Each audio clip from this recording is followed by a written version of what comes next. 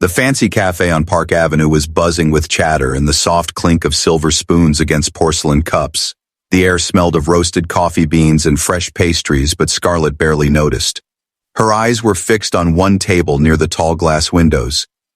There he was, the man in the ridiculous red suit, slicked back hair, shiny shoes, and even a flower tucked neatly in his lapel. And beside him, a blonde woman laughing far too loudly, her jeweled hand resting on his arm as if she owned him. Scarlet's stomach twisted. "That's him," she muttered under her breath, gripping the strap of her bag. Mark, the cheating coward. How could he do this to Lisa? Lisa was her best friend, her rock, the one person who always stood by her side. And now Lisa was planning a wedding with a man who, from the look of it, was nothing but a liar. Scarlet had suspected for weeks, but seeing it with her own eyes made her blood boil. Her heart pounded as she stepped closer to the cafe entrance. Scarlet was not the type to sit quietly and let injustice pass her by. If Lisa didn't have the courage to confront her fiancé, Scarlet would do it for her. Today was about justice, or at the very least, about one unforgettable scene. She pushed open the cafe doors, and the bell above jingled sharply. Heads turned as she marched across the polished floor, her heels clicking like tiny hammers announcing her arrival. She didn't care. Let everyone watch. This man was about to be exposed. The man in red looked up, startled by the sudden commotion. For a brief second his eyes met Scarlet's, curious and slightly amused. He had no idea what storm was about to crash into him. Scarlet slammed her palms on the table. Cups rattled. The blonde woman gasped. "You!" Scarlet snapped, her voice slicing through the air like a blade. "How dare you sit here laughing like a saint when you've been lying to my best friend behind her back?" Gasps rippled through the cafe. People leaned in, whispering. The blonde shifted uncomfortably, glancing at the man in red, waiting for his defense. But Scarlet didn't let him speak. "You think you're clever, don't you? Parading around in your ridiculous suit, acting like money gives you the right to break hearts. Well, not today. Not while I'm standing here." The man in red blinked slowly, then leaned back in his chair, a faint smile tugging at his lips. He didn't look guilty. He didn't even look angry. Instead, he looked entertained. Scarlet's chest heaved. She pointed a finger at him. "Mark, you don't deserve Lisa. And if you think you can get away with this, you're dead wrong." Silence fell over the cafe. Every single person waited for his reply. The man tilted his head, eyes glinting with mischief. Then he spoke, his voice calm and deep. "I think," he said slowly, "you've mistaken me for someone else." Scarlet froze. The blonde woman raised an eyebrow. The cafe erupted with soft laughter and shocked murmurs. Scarlet's face flushed. What are you talking about?" she stammered. The man's smile widened. "My name isn't Mark, but I must say you certainly know how to make an entrance." And before Scarlet could respond, an older woman in pearls and an elegant silk dress rose from the next table. She had been watching everything with sharp eyes. She walked over, placed a hand gently on Scarlet's arm, and said with surprising warmth, "My dear, you may have scolded the wrong man, but I think you just showed me the kind of daughter-in-law I've always prayed for." The entire cafe went silent again, this time in shock. Scarlet's throat tightened as the elegant woman's words sank in. For a moment she thought she had misheard, that the clinking glasses and murmurs of the cafe had played a trick on her ears. But no. Every pair of eyes in the room was now fixed on her, wide with anticipation. The older woman's hand still rested gently on Scarlet's arm, steady and deliberate, as though she had chosen this exact moment to deliver a verdict that carried more weight than anyone could imagine.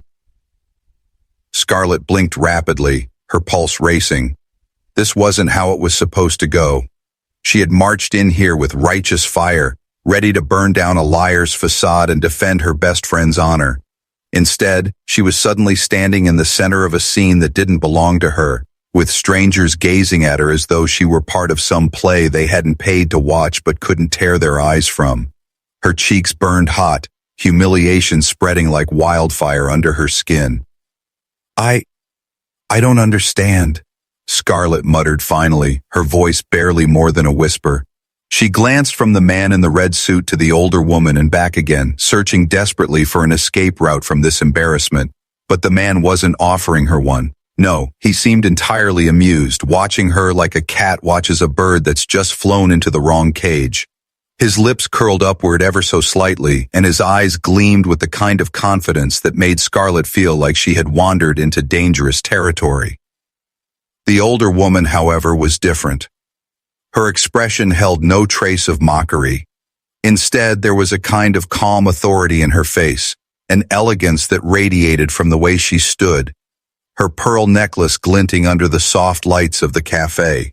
She looked at Scarlet not with judgment, but with something Scarlet hadn't expected, approval.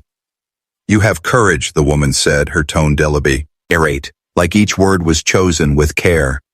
"Do you know how rare that is in a world where most people bite their tongues to protect their own comfort?" Scarlet's breath caught in her chest. She wanted to argue, to explain, to tell the woman this was all a mistake, that she wasn't bold or fearless but simply reckless, driven by loyalty to a friend who was too fragile to fight her own battles. Yet as she stood there with the woman's eyes fixed steadily on hers, Scarlet realized there was no point. Anything she said would sound hollow compared to the force of her earlier outburst. She had already shown who she was in the most unpolished, unfiltered way possible. The blonde woman beside the man in red shifted awkwardly, finally breaking the silence with a small cough. She looked uncomfortable now, her earlier laughter gone. The man in red gave her a sidelong glance, and though he didn't say a word, it was clear he wasn't concerned about her opinion. He seemed far more intrigued by Scarlet. Scarlet swallowed hard, finally finding her voice again. "I thought," she began, then paused, steadying herself. "I thought you were someone else. I thought you were Mark, my best friend's fiancé. He was supposed to meet her here last week, and instead, I saw him with someone else. I thought—" The man leaned forward slightly, his elbows resting on the table, and interrupted smoothly. "And instead, you charged into the wrong battlefield." His tone wasn't cruel, but it carried a weight that made Scarlet's stomach sink further. Her lips pressed into a thin line. She hated being laughed at, hated being wrong, hated being the fool in the middle of a room filled with whispers and stares. But before she could defend herself, the older woman spoke again, her voice cutting through Scarlet's panic like a calm breeze. "My son," she said, placing a hand on the man's shoulder, "is not the man you thought he was. He is Nicholas Harrington." The name landed in Scarlet's ears like a thunderclap. She didn't know him personally, but she had read the name countless times in the city's business columns. Nicholas Harrington, the heir to one of the most powerful family fortunes on the East Coast. The Harrington family owned luxury hotels, high-end real estate, and had political ties that stretched across continents. Nicholas was the kind of man newspapers called untouchable. Scarlet felt her knees weaken as the realization hit her. She hadn't yelled at a cheating fiancé. She had publicly scolded one of the most powerful men in the city. Nicholas, however, looked anything but offended. His smile deepened, though his eyes remained sharp, studying her as though she were a puzzle piece that didn't quite fit but still fascinated him. "So," he said softly, "you mistook me for a scoundrel. But instead of apologizing, you've stood your ground. That is unusual." Scarlet opened her mouth, but the words died before they could form. What could she possibly say? That she had been blinded by loyalty? That her fury had carried her into the wrong fight? Or that deep down, she wasn't entirely sorry for speaking her mind? Because even if this man wasn't Mark, he carried the same smug confidence she despised in men who thought money made them untouchable. The cafe had gone quieter now. The audience of strangers still watched, but the initial amusement was fading into something else. Curiosity. They wanted to know how this would end. Would the girl crumble under the weight of her mistake? Or would she continue to fight even if the battlefield had changed? And then once more, the older woman tightened her hold on Scarlet's arm, as if sealing her earlier declaration. "Nicholas may be wealthy," she said firmly, "but wealth means nothing without truth. You, young lady, are not afraid to speak it, and that is exactly why I want to know more about you." Scarlet's breath hitched again. Her world was tilting on its axis, and for the first time, she wasn't sure whether to run, to apologize, or to stay and face the strange, dangerous new path unfolding in front of her. Scarlet wished the floor would open up and swallow her whole. Her entire plan, carefully rehearsed in her mind, had collapsed the moment Nicholas Harrington revealed his identity. She had stormed into the café with the certainty of a soldier marching to victory, yet now she stood stranded in the wreckage of her own misjudgment, caught between humiliation and something far stranger, the piercing attention of Nicholas and the unnerving approval of his mother. Every breath she took felt heavier, as though the weight of the café's collective silence pressed down on her chest. Nicholas tapped his fingers lightly against the table, the sound sharp but controlled, drawing Scarlet's eyes back to him. He did not look angry, nor even mildly inconvenienced. Instead, his expression carried that same unsettling blend of amusement and curiosity, like a man who had just stumbled upon a riddle worth solving. "You accused me," he said evenly, in front of a room full of strangers, with no hesitation and no fear of consequence. "Do you often fight battles that aren't yours, miss?" He paused deliberately, waiting for her to fill in the gap. Scarlet swallowed, the dryness in her throat making her voice rough. "Scarlet Hayes," she managed, her name slipping out almost reluctantly, as though revealing it might tether her more tightly to this unwanted scene. Nicholas repeated it, his voice rolling over the syllables like a slow test of their weight. "Scarlet Hayes."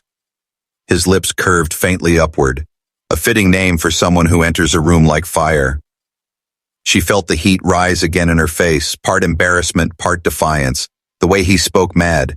It sounded as though her anger had been some kind of performance meant to entertain him. And yet before she could summon another retort, his mother intervened once more, her presence commanding even without raising her voice. "Sit with us," the older woman said suddenly, her hand guiding Scarlet toward the empty chair at their table. The request was not framed as a question. It was an instruction delivered with the quiet authority of someone used to being obeyed. Scarlet froze, her eyes darting around the café, half expecting someone to laugh, to tell her this was all a cruel joke. But the room remained still, every pair of eyes locked onto her, waiting to see if she would step deeper into this bizarre twist of fate or retreat with her pride barely intact. Her instinct screamed to leave, to walk out, to forget this place ever existed. But something in the woman's voice, steady, calm, commanding, anchored her to the spot. Against her better judgment, Scarlet lowered herself into the chair. Nicholas leaned back, folding his arms across his chest, his eyes studying her as if she were a guest who had wandered uninvited into his empire. His mother, however, seemed pleased, her smile faint but genuine as she gestured for the waiter to bring another cup of tea. Scarlet sat rigidly, her hands clasped tightly in her lap, acutely aware of the whispers still circulating around them. "I saw something rare today," the older woman began, her gaze unwavering. "In a city where people bow to power, you dared to challenge it. You believed my son was guilty, and you did not hesitate to hold him accountable even when the room watched. That, my dear, is a quality no wealth can buy." Scarlet shook her head, the weight of the woman's praise making her more uncomfortable than the whispers of the onlookers. "You don't understand," she said quickly, her words tumbling over themselves. "I wasn't brave, I was reckless. I thought I was defending someone I loved. I thought he would—" "Oh," as she stopped herself, realizing how pathetic the explanation would sound. What kind of person confuses the city's most infamous millionaire with an unfaithful fiancé? But Nicholas's mother leaned closer, her pearl earrings swaying gently as she studied Scarlet's face.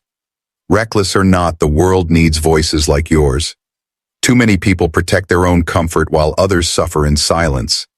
My son—" She glanced toward Nicholas with a look that carried both pride and warning. "Needs someone who will never be afraid to challenge him. That is why I said what I said. A daughter-in-law must be more than decoration. She must have fire." The words landed heavily. Scarlet's stomach flipped, her mind reeling. This woman, this mother of one of the most powerful men in the country, was talking about her as though she were auditioning for a role in their family. The absurdity of it made Scarlet want to laugh, to protest, to walk out and never look back. But the intensity of the woman's eyes pinned her in place, daring her to dismiss it. Nicholas finally broke the tension with a low chuckle, his voice deep and steady. "Mother, you do realize she came in here to tear me apart, to accuse me of being a scoundrel, a liar, a coward. Those were her words, I believe. And now you are already fitting her for the family crest?" His mother's lips curved into a subtle smile, unshaken. "Better a woman who speaks her truth even in error, than one who sits silent and compliant while lies destroy her. You should be grateful, Nicholas. Not many dare to stand against you." Scarlet sat in stunned silence, torn between disbelief and a strange flicker of pride she refused to acknowledge. She hadn't come here for this, hadn't wanted this strange spotlight, but now she was caught in it, unable to move, unable to retreat. And deep down, a dangerous thought whispered at the edges of her mind. What if this mistake wasn't a mistake at all, but the start of something far bigger than she had ever imagined? Nicholas's eyes narrowed slightly as though he too sensed the shift. He leaned forward, his gaze locking with hers, his smile fading into something far more serious. "Tell me, Scarlet Hayes," he said quietly, his voice lowering until it felt like a challenge only she could hear. "If you had known who I was, would you still have dared to speak to me that way?" The question struck her like a blade, cutting past her pride and defenses. For the first time since stepping into the café, Scarlet had no answer ready on her tongue. Scarlet could feel the question echoing in her mind like a bell that refused to stop ringing. Nicholas Harrington's voice, calm yet cutting, had stripped away every ounce of her defense. "If you had known who I was, would you still have dared to speak to me that way?" The room was silent, though Scarlet could sense the restless energy of the café's audience pressing in around her.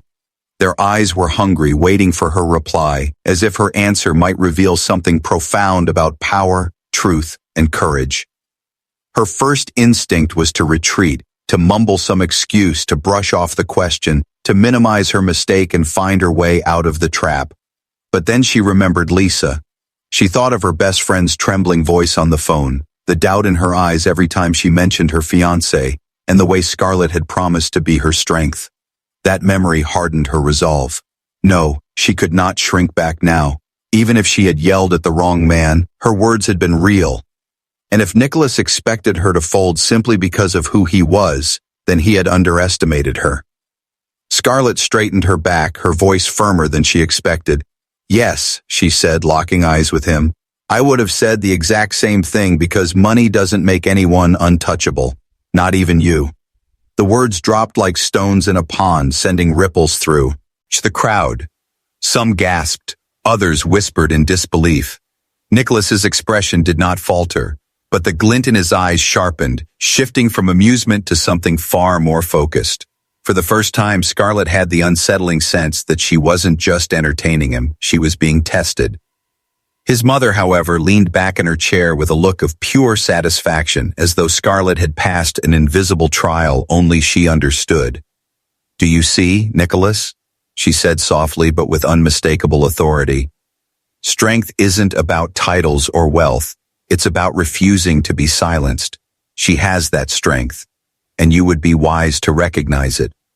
Nicholas turned his gaze to his mother, his jaw tightening for a fraction of a second before he spoke. "Mother, you speak as though she's some kind of revelation, but you forget. Most people say what they think they're supposed to say when the spotlight burns this brightly. Words are cheap. Intent is harder to measure." His eyes slid back to Scarlet, holding her in place. "And I wonder, Scarlet Hayes, what is your intent? Were you fighting for justice or simply for the thrill of making a scene?" The accusation stung, and Scarlet's pride flared instantly. She clenched her fists in her lap, furious at the suggestion that her loyalty had been nothing more than spectacle. "I don't need to prove myself to you," she snapped, her voice louder than she intended. "I wasn't looking for an audience. I wasn't looking for power. I was defending my friend. If you call that a performance, then maybe you've forgotten what it means to fight for someone who can't fight for themselves." The cafe stirred again, the weight of her words cutting through the tension. The blonde woman beside Nicholas shifted uncomfortably, her perfectly painted smile faltering as she realized she was no longer the center of attention. Even the waiters had stopped moving, hovering at the edges of the room as though afraid to disrupt what had now become less of a quarrel and more of a battle of principles. Nicholas studied Scarlet for a long moment, his sharp gaze never wavering. Then unexpectedly he laughed. It was not mocking, but low and rich, carrying a strange sense of approval. "Interesting," he murmured, almost to himself. "Very interesting." Scarlet frowned, confused and irritated at the same time. "What's so interesting?" "You," Nicholas replied simply, his smile returning with deliberate slowness. "People don't talk to me like that. They either fear me, flatter me, or avoid me altogether. But you see me as just another man who can be called out and challenged. And that is refreshing." He leaned forward slightly, his voice lowering into something both dangerous and enticing. "But beware, Scarlet Hayes. Speaking truth to power is admirable. Surviving the consequences is another matter entirely." Scarlet's breath caught. His words weren't a threat exactly, but they carried the weight of one. A reminder that she wasn't dealing with an ordinary man, but someone whose influence stretched far beyond the polished walls of the café. Yet even as unease curled in her stomach, there was something undeniable in the way his eyes lingered on her, something that suggested he admired her more for her defiance than he would have for her silence. It was his mother who broke the tension again, her voice clear and commanding. "Nicholas, enough," she said, her tone leaving no room for argument. "You test her as though she is already bound to you. Let me remind you, she owes you nothing. It is you who must prove yourself worthy of her honesty." The statement struck Scarlet harder than she expected, leaving her momentarily speechless. She had walked into this cafe ready to fight for her best friend, and somehow, she had found herself in the middle of a battlefield she never meant to enter, caught between a powerful man who challenged her every word and his mother, who was almost determined to tie Scarlet's fate to theirs. The blonde woman finally stood, her voice sharp and brittle. "I don't know what game this is, Nicholas, but I won't sit here and watch you entertain this nonsense." She grabbed her designer purse, her heels clattering against the floor as she stormed toward the exit. For the first time, Nicholas didn't seem to care. His attention remained locked on Scarlet. Scarlet's heart pounded as she realized she wasn't just a stranger who had made a mistake. She was now part of something far larger, something that felt like the beginning of a story she hadn't agreed to write. And as Nicholas's smile deepened, his mother's approving gaze never wavering, Scarlet understood one thing with crystal clarity. Whatever happened next, her life was no longer hers alone to control. The cafe, once filled with idle chatter and the hum of casual conversations, had transformed into a theater where Scarlet unwillingly played the leading role. Every eye still lingered on her as the blonde woman's heels clicked out the door, the sound echoing like the final note of a performance. The sudden absence of the blonde's laughter left the room strangely hollow, as though her departure had cleared the stage for something far more important. Scarlet wanted desperately to fade into the background again, but she could feel the intensity of Nicholas Harrington's gaze pinning her in place. And then there was his mother, elegant, poised, radiating an energy that Scarlet could only describe as formidable, who seemed determined to keep her right where she was. Nicholas leaned forward now, folding his hands together as though he were about to conduct a negotiation rather than a casual conversation in a cafe. His voice, smooth and deliberate, carried across the table with a weight that made Scarlet sit straighter despite herself. "You see, Scarlet," he began, "the world I live in is not kind to truth. People smile at your face while sharpening knives behind your back. They flatter, they scheme, they calculate every move for advantage. And in all of that, honesty is a rarity." His eyes narrowed slightly, studying her reaction. "You walked in here with no calculation. You accused me without weighing the cost. That makes you dangerous in ways you don't yet realize." Scarlet's pulse quickened. She wanted to argue, to tell him she hadn't come here to play dangerous games, but the way he spoke made it sound less like a compliment and more like a warning. "I wasn't trying to be dangerous," she replied, her tone clipped, though her nerves betrayed her. "I was trying to protect someone I love, that's all." Nicholas tilted his head, his lips curving faintly upward. "And yet here you are, still seated at my table, still holding your ground when most would have fled by now. That tells me your words are not accidental, Scarlet Hayes. You are, whether you admit it or not, a woman who stands firm." Before Scarlet could respond, his mother lifted her teacup delicately, her pearl earrings catching the light as she regarded Scarlet with a gaze that seemed to cut through all pretense. "Nicholas is right about one thing," she said calmly. "In our world, loyalty is rare, but loyalty without courage is useless. You, my dear, possess both. I saw it the moment you walked in here." She set her cup down softly, the porcelain clink echoing in the silence. "And that is why I will not let you simply walk away." Scarlet's breath caught. The certainty in the woman's tone was chilling. It wasn't a request. It was a declaration. "With respect, ma'am," Scarlet said quickly, forcing as much steadiness into her voice as she could. "I don't belong in your world. I made a mistake, and I've already embarrassed myself enough. I should leave before I make things worse." The older woman smiled faintly, though it was not the kind of smile meant to comfort. It was the smile of someone who knew far more than she let on. "Mistakes," she supplied, "are often the doors to destiny." Nicholas let out a quiet chuckle, though his eyes never left Scarlet's face. "You see, my mother has decided your fate already. She does that sometimes."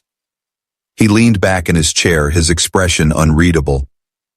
"But for my part, Scarlet, I want to understand you. You've shown me defiance. Now I want to know what drives it. Tell me, what makes you fight so fiercely for others? Where does that fire come from?"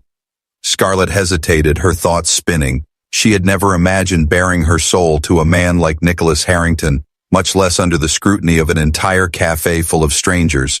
But something about his question unsettled her. It wasn't just idle curiosity. It was a challenge, a demand that she reveal herself fully or risk being dismissed as nothing more than a loud interruption. She thought of Lisa again, of all the times she had held her friend's hand when the weight of her doubts became too heavy. She thought of her own life, of years working tirelessly, overlooked, dismissed, underestimated, because she wasn't polished or wealthy, and she realized that all of it, every scar and every choice, had shaped the woman Nicholas now saw before him. She drew in a deep breath, steadying her voice. "I fight," Scarlet began slowly, "because I know what it's like to have no one fight for you. I know what it feels like to be ignored, dismissed, treated as though you don't matter. And I refuse to let people I care about feel the same. If I see injustice, I can't stand by and do nothing. It's not because I'm fearless, it's because I know how much silence costs." Her words carried through the cafe like a quiet storm, and for the first time, Nicholas's confident mask seemed to crack just slightly. His eyes softened, a shadow of something unreadable passing over his features. His mother, however, looked at Scarlet with unmasked approval, her expression almost triumphant. "Do you hear that, Nicholas?" she said firmly. "That is the voice of a woman who knows the value of truth. Not the polished truth people sell for gain, but the kind that is born out of pain and principle. You could spend your entire life surrounded by power and never find someone with such conviction." Scarlet shifted uncomfortably under their scrutiny. She hadn't come here to impress anyone. She hadn't come here to bare her soul. And yet somehow both Nicholas and his mother were peeling away her defenses as though she had no choice in the matter. Nicholas exhaled slowly, his gaze never leaving hers. "You intrigue me, Scarlet Hayes, and that is not something I say often." He leaned forward, his voice dropping lower, softer, but edged with a seriousness that made her heart skip a beat. "I think it's time we spoke privately, without an audience." His mother raised an eyebrow, clearly amused by the sudden shift. "Be careful, Nicholas," she warned gently, though her tone carried no real protest. "Fire, when left alone with fire, can either forge steel or burn everything down." The cafe buzzed again with whispers, as though the audience had been waiting for this next act to unfold. Scarlet felt the walls closing in on her. A private conversation with Nicholas Harrington? Every instinct screamed that she was venturing into dangerous territory, and yet, as his piercing gaze held hers, she realized she wasn't entirely afraid. A part of her, foolish or brave, was curious about where this strange, unexpected path might lead. Scarlet hesitated, her heart pounding so loudly she was certain everyone in the cafe could hear it. The idea of following Nicholas Harrington into a private conversation felt like stepping into a den where every shadow hid a new danger. Yet at the same time there was an undeniable pull, a mixture of curiosity, indignation, and a strange spark of defiance that kept her rooted in her chair rather than bolting for the exit. Nicholas's request hadn't been framed as a simple invitation. It carried weight, the kind of authority that made refusal nearly impossible without appearing cowardly. And Scarlet had never been one to back down, not even when fear threatened to paralyze her. Nicholas rose from his chair slowly, deliberately, his tall frame commanding instant attention. The subtle rustle of his suit echoed through the silence of the café, and every eye tracked his movements as though they had just witnessed the beginning of an unscripted play. He turned toward Scarlet, his hand gesturing for her to stand.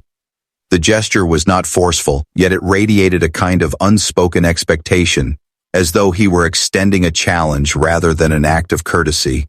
Scarlet inhaled deeply, steadied her trembling hands beneath the table, and finally pushed herself to her feet. The sound of her chair scraping against the polished floor seemed thunderous in the hushed room. As she rose, she caught sight of Nicholas's mother, who remained seated with her teacup resting elegantly between her fingers. Her eyes sparkled with something that unsettled Scarlet more than Nicholas's intensity, approval mixed with calculation, as though every moment had unfolded exactly as she had intended. "Go," the woman said softly, her voice carrying effortlessly across the room. A conversation worth having does not happen under the weight of other people's eyes. There was no doubt in her tone, no hesitation, only a conviction that felt both protective and commanding. Scarlet hesitated, her heart pounding so loudly she was certain everyone in the cafe could hear it. The idea of following Nicholas Harrington into a private conversation felt like stepping into a den where every shadow hid a new danger. Yet at the same time, there was an undeniable pull, a mixture of curiosity, indignation, and a strange spark of defiance that kept her rooted in her chair rather than bolting for the exit. Nicholas's request hadn't been framed as a simple invitation. It carried weight, the kind of authority that made refusal nearly impossible without appearing cowardly. And Scarlet had never been one to back down, not even when fear threatened to paralyze her. Nicholas rose from his chair slowly, deliberately, his tall frame commanding instant attention. The subtle rustle of his suit echoed through the silence of the cafe, and every eye tracked his movements as though they had just witnessed the beginning of an unscripted play. He turned toward Scarlet, his hand gesturing for her to stand. The gesture was not forceful, yet it radiated a kind of unspoken expectation, as though he were extending a challenge rather than an act of courtesy.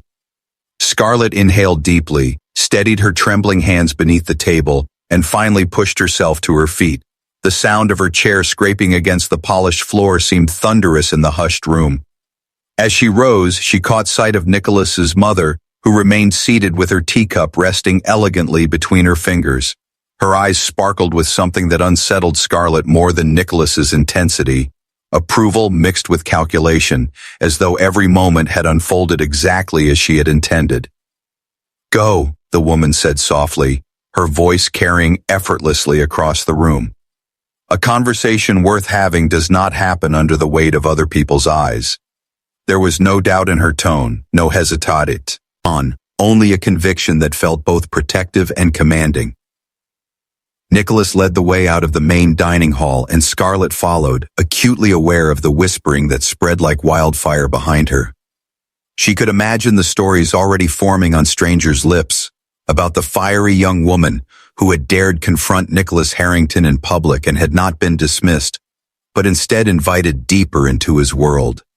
The thought unsettled her, and yet, with every step, her curiosity only grew. They entered a private room tucked away behind a heavy oak door at the back of the cafe. The space was quieter, lined with bookshelves and soft leather chairs, a room designed for deals, confessions, and whispered secrets rather than idle chatter. Nicholas motioned for Scarlet to sit in one of the armchairs by the window, its tall curtains casting slivers of golden light across the floor. She obeyed reluctantly, the tension between them thickening with every passing second. Nicholas remained standing for a moment, his hands clasped loosely behind his back as he studied her like a puzzle he couldn't quite solve. Then, with a deliberate calm, he lowered himself into the chair opposite hers. His eyes, sharp and unwavering, locked onto hers. "You've already shown me your fire," he said at last, his tone low and steady. "But fire alone doesn't define a person. Tell me, Scarlet Hayes, what do you want? Not for your friend, not for anyone else, for yourself." The question struck her harder than any accusation he had thrown before. Scarlet blinked, her mind scrambling. She had spent so much of her life fighting for others, Lisa, her family, people who never had a voice, that she had rarely stopped to consider what she truly wanted. Her first instinct was to deflect, to insist that her wants didn't matter, that her role was to stand for those who couldn't stand for themselves. But the intensity in Nicholas's eyes made it clear he would not accept evasions. He wanted truth, and somehow Scarlet knew he would recognize a lie the moment it left her lips. Her throat tightened as she finally spoke, her voice slower this time, almost reluctant. "I want to matter, to be seen, to know that what I do makes a difference, that my voice isn't wasted. For too long, I've watched people with power use it to silence others, to decide who is worth listening to and who isn't. I don't want riches. I don't want fame. I just want to live in a way that cannot be ignored." Nicholas leaned back in his chair, his expression unreadable. For several long moments he said nothing, and the silence stretched between them like a taut rope. Finally his lips curved into that familiar half-smile, but this time it lacked amusement. Instead it carried a quiet acknowledgement, almost respect.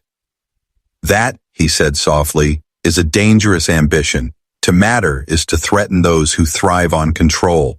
And yet, it is also the most honest answer I've heard in years." Scarlet exhaled slowly, surprised by the unexpected warmth in his tone. She searched his face, trying to decipher the man behind the polished exterior. Was he mocking her still, testing her, or was he revealing something genuine? The mystery gnawed at her, pulling her further into the orbit of a man she had sworn, only an hour ago, to despise. Then Nicholas leaned forward, his elbows resting on his knee, his eyes narrowing slightly as he studied her. "You don't realize it yet," he said quietly, "but my mother saw something in you the moment you spoke, and she is rarely wrong. She believes you belong in our world. The question is, do you?" Scarlet's chest tightened, her pulse racing again. She hadn't chosen this. She hadn't wanted it. And yet, for reasons she couldn't explain, she couldn't bring herself to dismiss it outright.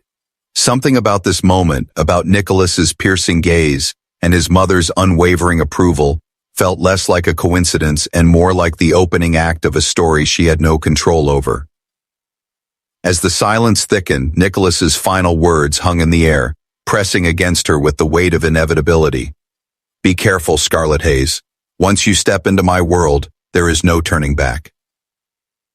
Scarlet realized then that she was standing at a crossroads she had never asked to reach, and for the first time in her life, she wasn't sure if her fire would save her or consume her. Scarlet sat in silence, Nicholas's words still pressing against her like a weight she couldn't shake.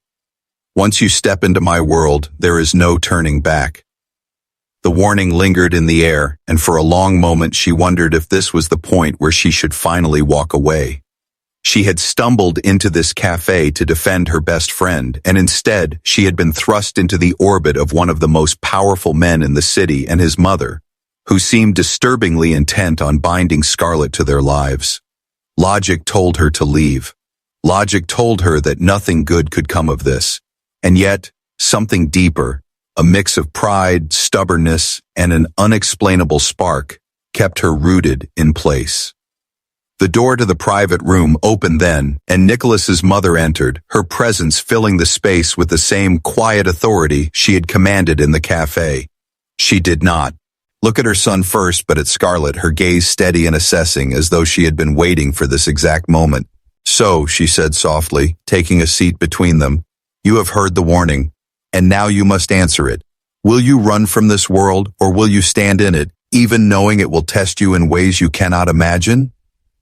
Scarlet's lips parted, but no words came. She felt like she was caught between two storms. Nicholas, sharp and calculating, testing her resolve at every turn, and his mother, deliberate and unwavering, seeing in her something Scarlet wasn't sure she even possessed. The thought of stepping into their world terrified her, but another thought terrified her more, that if she walked away now, she would always wonder what could have been. Nicholas leaned forward, his eyes locked on hers. "You don't owe us an answer now," he said, though his tone carried the unspoken expectation that she would answer soon enough. "But understand this, Scarlet. People will underestimate you. They will laugh, dismiss, and try to break you. You prove today that you will not bend easily. That is why you intrigue me, and that is why my mother sees something more." Scarlet turned toward the older woman then, searching for some hint of warmth, of reassurance, but what she found was far more unsettling. The woman's smile was faint, almost imperceptible, but her eyes glowed with certainty. "I have lived long enough to know that fate rarely knocks twice," she said.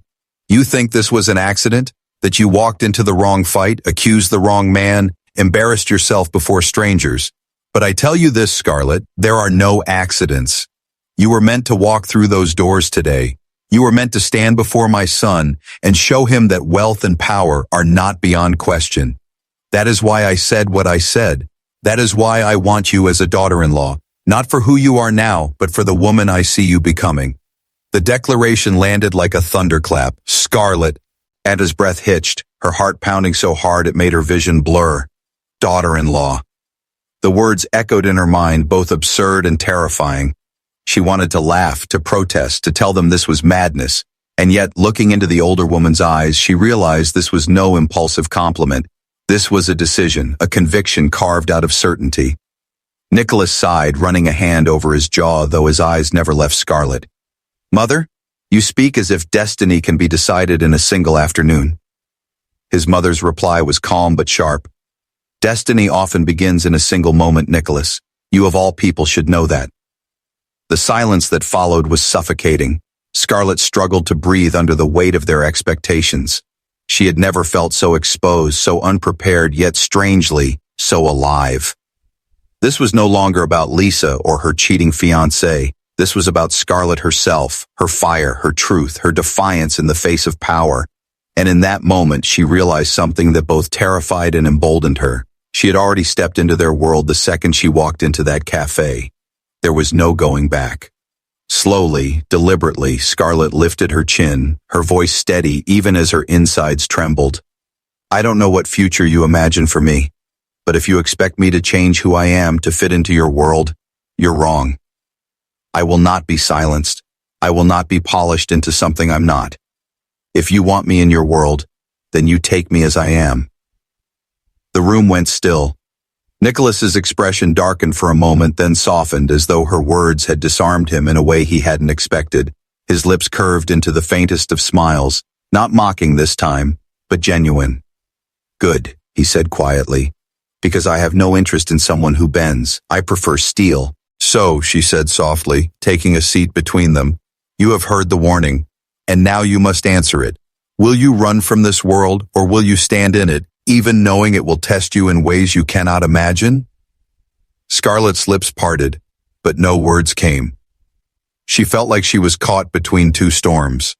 Nicholas, sharp and calculating, testing her resolve at every turn, and his mother, deliberate and unwavering, seeing in her something Scarlet wasn't sure she even possessed.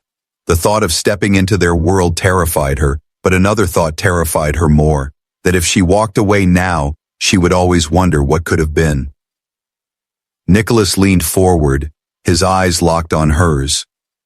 "You don't owe us an answer now," he said, though his tone carried the unspoken expectation that she would answer soon enough. "But understand this, Scarlet. People will underestimate you. They will laugh, dismiss, and try to break you. You prove today that you will not bend easily. That is why you intrigue me. And that is why my mother sees something more." Scarlet turned toward the older woman then, searching for some hint of warmth, of reassurance, but what she found was far more unsettling. The woman's smile was faint, almost imperceptible, but her eyes glowed with certainty. "I have lived long enough to know that fate rarely knocks twice," she said. "You think this was an accident? that you walked into the wrong fight, accused the wrong man, embarrassed yourself before strangers. But I tell you this, Scarlet, there are no accidents. You were meant to walk through those doors today. You were meant to stand before my son and show him that wealth and power are not beyond question. That is why I said what I said. That is why I want you as a daughter-in-law, not for who you are now, but for the woman I see you becoming. The declaration landed like a thunderclap. Scarlet, and his breath hitched, her heart pounding so hard it made her vision blur. Daughter-in-law. The words echoed in her mind, both absurd and terrifying. She wanted to laugh, to protest, to tell them this was madness. And yet, looking into the older woman's eyes, she realized this was no impulsive compliment. This was a decision, a conviction carved out of certainty. Nicholas sighed, running a hand over his jaw, though his eyes never left Scarlet. Mother, you speak as if destiny can be decided in a single afternoon. His mother's reply was calm but sharp. Destiny often begins in a single moment, Nicholas. You of all people should know that. The silence that followed was suffocating. Scarlet struggled to breathe under the weight of their expectations. She had never felt so exposed, so unprepared, yet strangely, so alive. This was no longer about Lisa or her cheating fiancé. This was about Scarlet herself, her fire, her truth, her defiance in the face of power. And in that moment, she realized something that both terrified and emboldened her. She had already stepped into their world the second she walked into that café. There was no going back. Slowly, deliberately, Scarlet lifted her chin, her voice steady even as her insides trembled. I don't know what future you imagine for me, but if you expect me to change who I am to fit into your world, you're wrong. I will not be silenced. I will not be polished into something I'm not. If you want me in your world, then you take me as I am. The room went still. Nicholas's expression darkened for a moment, then softened as though her words had disarmed him in a way he hadn't expected. His lips curved into the faintest of smiles, not mocking this time, but genuine. Good, he said quietly, because I have no interest in someone who bends. I prefer steel. His mother's eyes gleamed with pride, her hand resting lightly on Scarlet's shoulder as though sealing an unspoken pact. Then it is settled, she whispered. The world will come to know you, Scarlet Hayes, not as an outsider who stumbled into power, but as the fire that reshaped it. Scarlet's chest tightened, her pulse hammering in her ears. She didn't fully understand what had just been decided, nor what it meant for her life. But one thing was certain, nothing would ever be the same. What began as a reckless act of loyalty had transformed into the opening of a door she could never close. And as she sat there, caught between Nicholas's piercing gaze and his mother's unwavering certainty, she felt both terrified and strangely exhilarated. The fire she had carried into the cafe had not burned out, it had only just begun to spread,